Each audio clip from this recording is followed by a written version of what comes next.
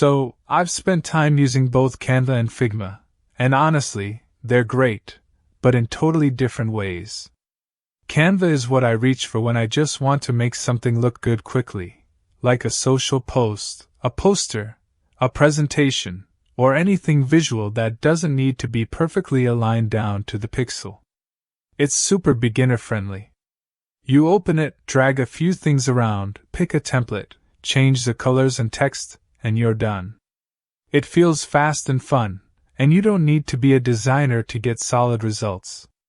Figma, on the other hand, feels more like a design tool than a content tool. It's way more technical. You get total control, precise alignment, constraints, grids, prototypes, all that stuff.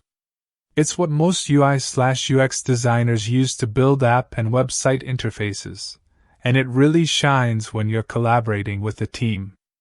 Everyone can jump into the same file, edit things live, leave comments, and build proper design systems. But it's definitely not as instant gratification as Canva. There's a learning curve, and it can feel intimidating if you're not used to design tools. If you just need something to make pretty graphics or quick posts, Canva wins, no question. It's faster, cheaper, and has a ton of ready-to-use templates. But if you're actually designing interfaces or you care about interactions and prototyping, like testing how a button clicks or how a screen transitions, Figma is miles ahead.